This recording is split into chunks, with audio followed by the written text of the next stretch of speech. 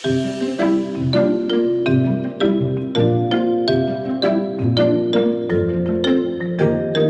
welcome to Transform Gov, the digital government podcast. Transform Gov is part of the Ireland e-Government Awards, and it's brought to you in association with Accenture. I'm Maeve Neefsey, and today I'm joined by Tom Johnson of Trajectory, an insight and foresight consultancy focused on understanding what public opinion is and, of course, the public's preferences.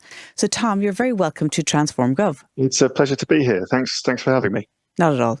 So, Tom, what are you seeing around AI and the public's sense of trust for AI, especially in the public service? It's really varied. So we're in the field monitoring consumer opinion, public sentiment on a whole manner of things. And clearly with AI being in the moment that it's in, we've been looking really closely at public attitudes to it, which feels like a lot of people are overlooking at the moment. There's a huge amount of attention on the capabilities of the technology and on the rate of adoption.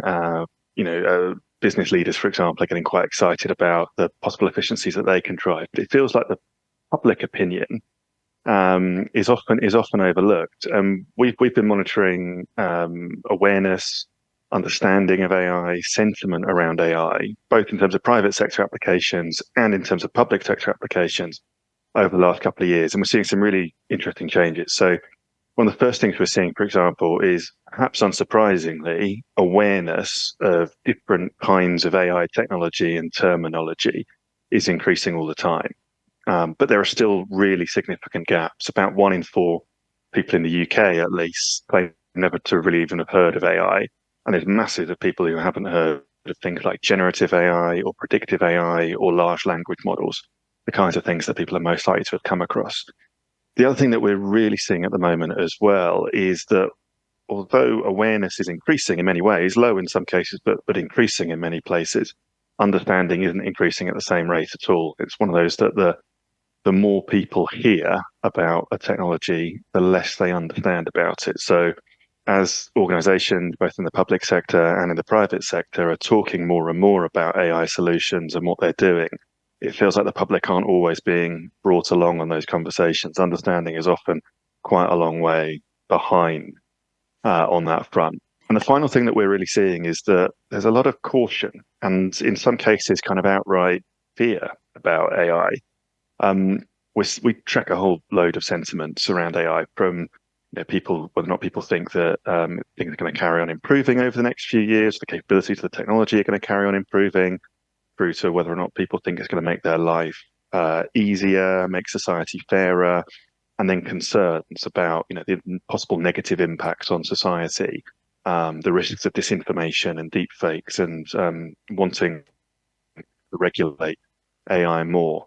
And we're seeing an increase in all kinds of sentiments. We're seeing more positivity around AI, but it's still at a minority of the population. And actually where the public are most united and where their sentiments are strongest, it's around the concern. So around 2/3 of the population are concerned about the possible negative consequences on AI. 3/4 of the population want the government to regulate AI more. And in the UK, 3/4 of us don't agree about anything, but apparently we do all agree about it. Well, look, I suppose one of the things I wanted to ask you about is how do you gather the insights that you have in relation to public opinion? I think it's useful for us to understand how you do that. Of course, yes. So the primary method is a regular online monitor. So it's a survey, quantitative survey, only in the UK, unfortunately, but across the UK, so all 4 nations. 1,500 people we survey every single month and have been doing so for about 7 years now. So it's a very robust library of data. When we're doing particular analyses, we also bring in a whole wide range of other data sources, so other white papers or reports that other companies or the government have produced. And occasionally qualitative research as well, so going out and speaking to people and hearing what it is they have to say. In what you're finding over time, though, is there a big difference in terms of people's trust in government and AI in particular that changes depending on their age or their demographics? I mean, what are you seeing there? We're seeing, it's a really good question. We're seeing some significant changes and some significant differences by demographics. So two more than anything else. So first of all, typically younger audiences, typically people under the age of about 40, 45, are more likely to be positive about AI, or at least likely to kind of balance some of the the optimism, the hopes around what the technology can bring, with some of the caution as well. Only a very small proportion of people are kind of just outright evangelical about the technology with kind of no reservations at all.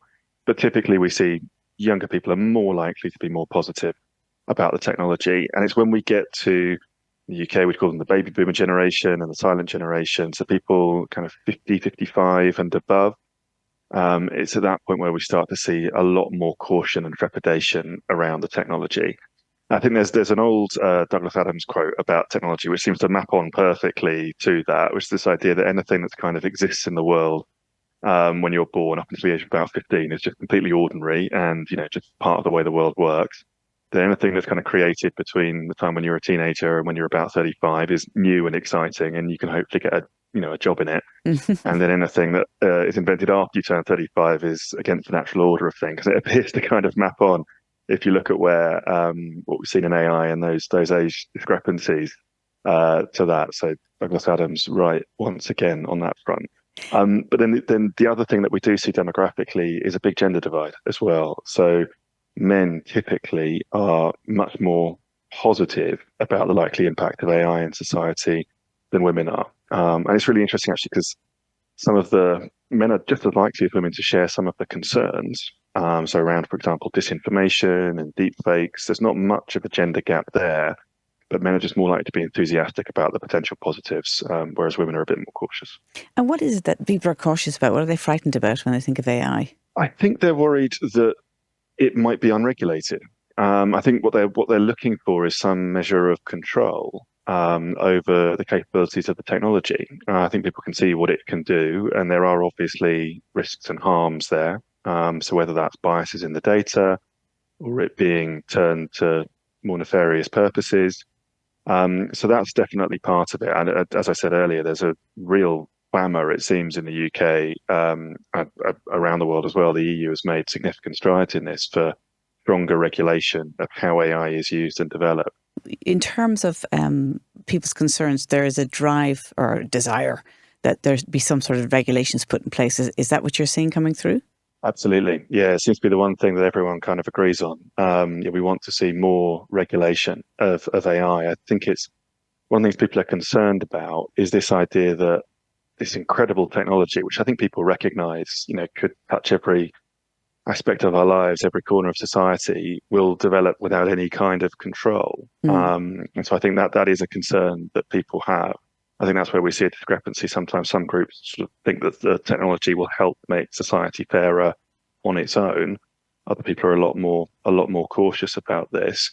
Interestingly, what we don't see quite as much of is concerns around job losses. It's definitely there, but it's not quite as prominent as concerned about disinformation, for example, or deep fakes and things of that nature.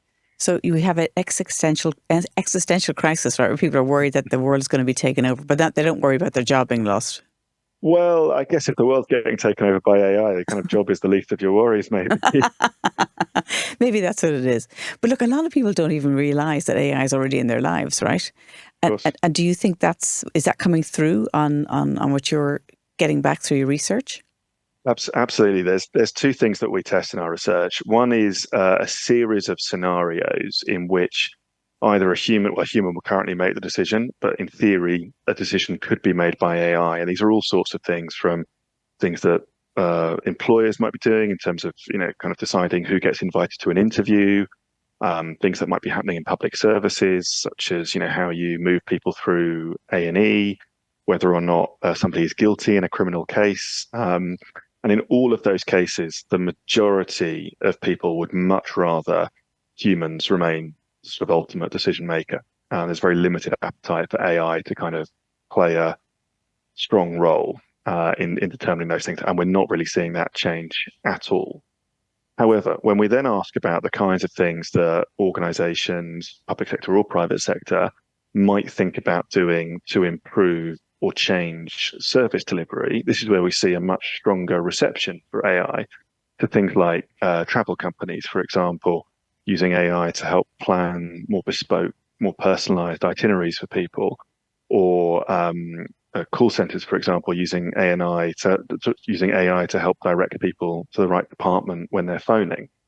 those are the kinds of things which actually people really recognize the benefits for. And they're also the kinds of things, particularly that latter example, where you might not even notice as a customer or as a service user that AI has been behind the better experience that you've had. You might phone up, whatever, the Inland Revenue or your bank, whatever it might be, and expect a 5-minute, a 10-minute wait, but maybe not even realize that the reason it's only been a 1-minute wait or a 2-minute wait is because AI has completely just already identified who you are, what you're probably calling about. It's detected from a couple of words that you've said right at the beginning of the call, who it is you need to speak to and what the problem's likely to be.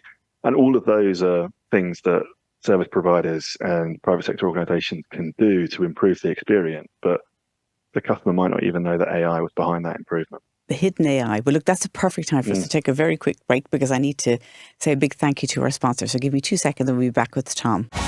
Through the power of cloud, data and AI, Accenture is helping the public sector by blending human ingenuity, technology and a delivery-focused culture to turn their ambitions into action. Be ready for any challenge by adopting a continuous reinvention mindset to deliver human-centric services that adapt and grow with your needs. Contact the team at Accenture to find out more. I suppose I do often have seen in terms of technology, there's a big difference between what people say they care about and what they want to do, what they do or don't want to do, and what they actually do. So, for example, will you give away your information? No, I won't. But then when there's something available to them online, they don't read any of the terms and conditions. They give their details and off they go. So are you seeing that in terms of how people are interacting with AI or even just technology and think that's how it's going to evolve in terms of AI? I think absolutely. We've been here before many times with technology. I think there's a couple of things which in some ways are kind of contradictory actually in public sentiment about this. One of the questions that we often ask the public is, generally, do you think that technology has a positive impact on society? And the narrow majority of people are inclined to agree with that, which I think it sort of broadly encapsulates our view of technology and new technology. We recognise both the drawbacks and the positives of it. We don't like the disruption and how quickly it changes things always, but we do recognise that it moves us forward as a society. It never really changes that much. We saw a bit of an uptick during the first part of the pandemic when people started relying on Zoom and things more just to, connect to people. But generally, it doesn't really change very much. So on one hand, we've got this qualified appreciation for new technology. On the other hand, we always greet new technology with fear and trepidation, kind of going back to Victorian era and the advent of trains. And there was a sort of panic in society that trains would cause people to go mad. They'd be a kind of conduit for violence and thuggery. A sort of terrifying transformation of society. I've no idea why. Trains. Who would have known? Trains. Yes, they're completely normal. Of course, we don't think that the anymore. Train's the bearer of all evil. That's a new one. And more recently, if you look back at kind of market research archives, there's some fascinating polling done on the kind of rise of IT and the internet in the 1990s, and the same kind of concerns existed then. We weren't that keen or that comfortable doing things on computers or on the internet that now most of us do very readily and very easily. With things like online banking and transactions, shopping online, researching things online. It was considered to be difficult, something that people expressed discomfort doing. And there are all sorts of other kind of panics as well that, IT and the internet would make children lazy. It would give them eyesight problems. And it's a really, where we see trepidation and hostility towards AI, which we absolutely do, it's a very common and in some ways very predictable response. And I think it's significant because it affects what people want from the technology and how people might react to organizations, including in the public sector, that might use the technology. But it's not really, I don't think, going to be a barrier to its continued progression. It's just something that I think organizations need to calibrate. So if we think of humans, we do tend to be a little bit tribal and always look for the difference, and we don't like the difference. But then we adopt, because that's why we're so great as humans. We're very adaptable. We adapt very quickly and we take something on. But what we often project as being the potential downside of something new is often not what the reality is. But do you think it's important for public sector organisations to keep their finger on the pulse of what public opinion is? Why do you think if they don't, there could be some negative impacts for AI? I think absolutely. It's really important. And I think the public sector organisations, like many organisations, need to be doing two things simultaneously. One, which is being continually aware of what new developments are and where capabilities can be brought in, how can services be run more efficiently, how can productivity be sort of how can you use AI to increase productivity in public service delivery, but also for the public sector, as for all organizations, it's really important to bring your service users, your customers, the public along for the ride with you. I think that's one of the risks. I mean, I think one thing that our AI research has uncovered is that, well, first of all, the reception that AI is getting is not universally positive. In fact, in many cases, there are deep reservations that can be overcome and should be overcome, but are there and will affect how new services are perceived, take up of new options. So that needs to be understood, and then strategies need to be developed to meet them as well. I think that's just really critical. Otherwise, we're going to be in a scenario where there will be some countries and some private sector organizations, which are stealing a mark on innovation and service delivery, while the public sector gets left behind. So I think it's absolutely critical the public sector look at this, but also really important that they keep tabs on what public service users are thinking as well. I know that in your research you break us public and our attitudes into evangelics, hopefuls, ambivalent and hostile in relation to AI. If you've got a fairly big cohort, and in this case it could be female and older, that are ambivalent or even hostile, are there any ways in which you think public sector organisations can kind of address some of those concerns and kind of bring those two groups along? I think it's really tricky, to be honest. I think part of the challenge with those two groups, which, yes, as you say, skew both older in age and also as a significant gender divide as well, is they're least likely to be positive about new technology generally. They're least likely to want to use new technology generally. They tend to be more pessimistic and less trusting as well. So you're kind of starting on the back foot with those groups. It's a tricky conversation to have. I think the key thing with all of this is that one of the reasons why I think we have that either ambivalence or hostility towards AI is because it has felt, particularly in the hostile group, like it is this sudden, dramatic, scary disruption. And in many ways, it is. The capabilities of AI today compared to where we thought we'd be five years ago are dramatically different. And it does feel like one of those things that is sort of turning the world upside down. But actually, I think one of the reassuring things that organizations can talk about is actually the ways in which individuals in society will use AI is not some big dramatic shift where their lives are one way one day and a completely different way the next day. It will be 1,000 tiny little steps, tiny little adjustments. And many of them, as we've discussed, people won't even necessarily notice until they're kind of through the other side of it. So I think understand what they're thinking, communicate the benefit, and in all other ways that you're operating, build trust and build confidence, build credibility. Okay, well, look, on that positive note, I'm just going to take another break to remind people about entering the Ireland eGovernment Awards. Right, I have to remind you that we have now a limited number of tickets, because although we're going to a bigger venue this year, which is the O'Reilly Hall for the Ireland eGovernment Awards, we really can't take hundreds and hundreds and hundreds, but we can take you. So make sure you book your ticket as fast as possible. Beautiful venue. Absolutely stunning. And it's going to be great because we're going to have the morning summit. It's going to be in the same venue. So nobody has to go anywhere else. They just come into the summit. And then we go straight from the summit to the lunchtime ceremony, which will be wearing the Taoiseach. On Taoiseach, Micheál Martin is going to join us, and he is going to present the winners with their awards. And tickets are how much? Tickets are, well, it depends. You can get a table or you can get a single ticket, so it depends on exactly how many you're purchasing. But it's all on digital? govawards.com. So digitalgovawards.com, where you can purchase your tickets, and it's really, really straightforward. But please don't be sad because you didn't get your ticket. Make sure you book it as quick as you can. It is a great event, and it's brilliant for networking. It's also great for social. It is, but it's great. It's great fun. But I think we've found from people telling us why they love coming every year is because they get to hear of other stuff that's going on that's relevant to them, but they also get to network and make connections. I don't mean that in a kind of a naff way. Let's say you're trying to do something that somebody else has already done. Sure, why not meet them there? And then you can bridge a connection. And we saw that last year. We did. I forgot which one you're talking about, but I know it happens all the time. Well, I was there when they were meeting and they said, oh, we could do that with you. Yeah, I mean, amazing. Yeah. And the OGCIO will be there, which is really important as well because they can help everybody. So make sure you get your tickets and we want to see you there. And don't forget, Taoiseach will be there on the day because he thinks you're really important too. And book now. And thank you to Accenture, our sponsor, because none of this would happen without them. So when we were preparing for this podcast with Tom, one of the interesting things we were talking about was the fact that when people are using AI, they don't worry about asking a stupid question.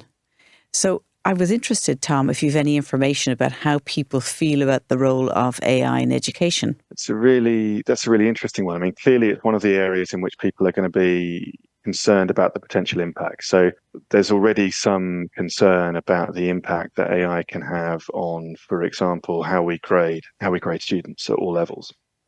So where we're talking about coursework, the AI detection, really do people understand what they're submitting, or have they to sort of run it through an LLM? I mean, there's all sorts of ways in which that can be countered. Maybe changing assessments. We're thinking about kind of oral, more conversational examinations. Quite common in other parts of the world, rather than relying on coursework solely. But I think, again, it's a bit of a microcosm of the kind of broader argument. It's easy to focus on the negatives and on the potential downsides.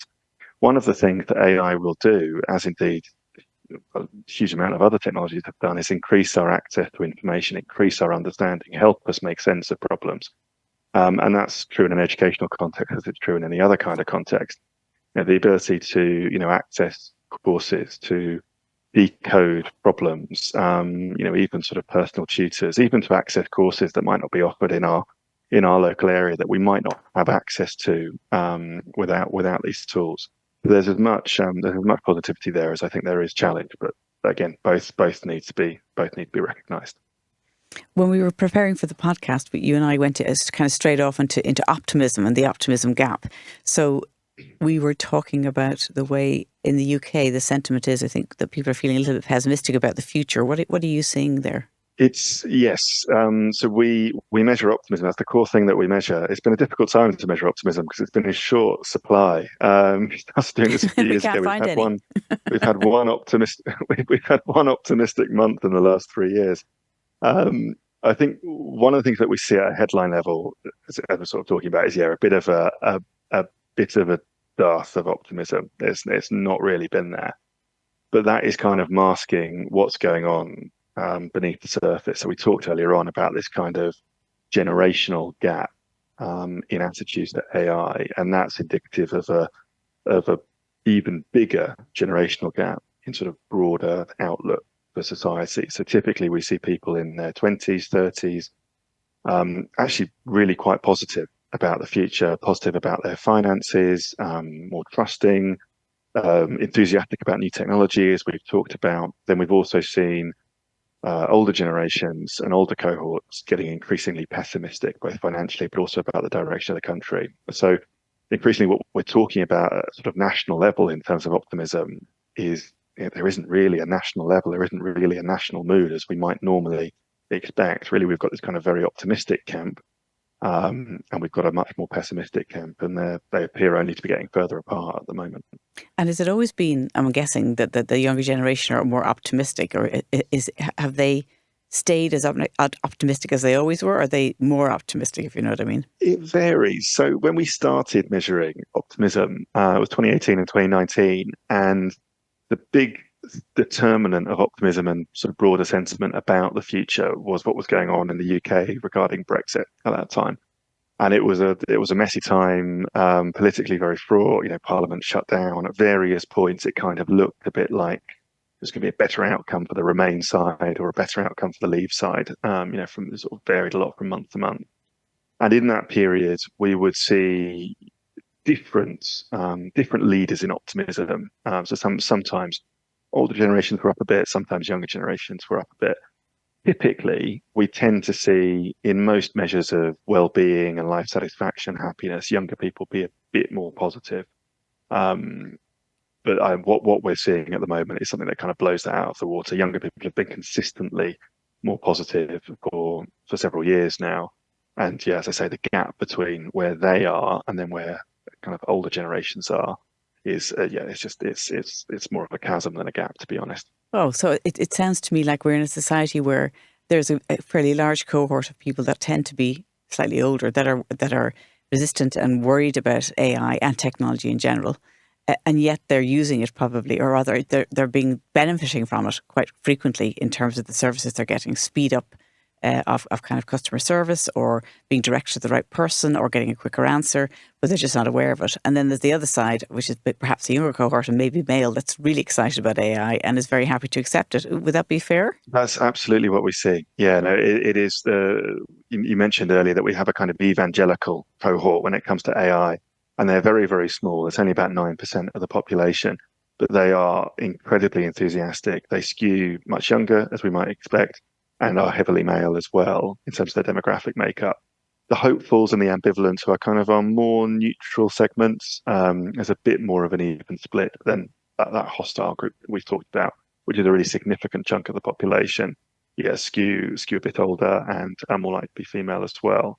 I think more generally, again, there's something of history repeating itself in terms of AI adoption, because it's not massively different from what we would have seen with take up of other kinds of technology, whether it's social media use and smartphones, mobile phones, the internet. I mean, the internet took 30 years to go from a concept that only a few academics had heard of to a universal utility that pretty much everyone depends on. I mean, internet penetration in the UK is now well above 95%. And we kind of got to 60, 70% by 2003, 2004 in terms of percentage of adults using the internet on a regular basis. But then it took really kind of the best part of 20 years for that final 25, 30, 35% to adopt it as well. And we'll go on a similar journey with AI, I think. It will be, we're kind of in an adoption phase, but that adoption is being driven by certain groups of society. Other people will get there. It will just take a bit longer. And so can you give us some sense of what you think the future is going to look like, let's say 5 years from now, in terms of people's attitude to AI, if you take in context how they were before about other technologies? I think we'll see more extremes of both sides. So I think we'll see more and more positive use cases. So people being able to point to things that are significantly better in service delivery and customer service than we had. But we'll also see more challenges and more problems as well. I think regulation might well play a significant part. I don't think there's much prospect of significant regulation in the UK, although clearly in the EU we're seeing much stronger moves in that regard. So I think at a kind of macro level, one of the things we'll see is a great deal of global fragmentation in terms of rules and governance and compliance around AI. But we'll also see consumers continuing to adopt it, but relatively slowly. I suppose it sounds to me like there's an underlying possibility that if there was some sort of, I suppose, compliance and guidelines around AI, that it might make other cohorts feel more relaxed and more comfortable about it. That's absolutely. Yeah, I think it might well help to reassure the kind of slower adopters, the people who have concerns. I guess the thing that might count against that is that cohort don't have particularly high trust in government or systems of regulation. So it might not provide the kind of reassurance that they might hope.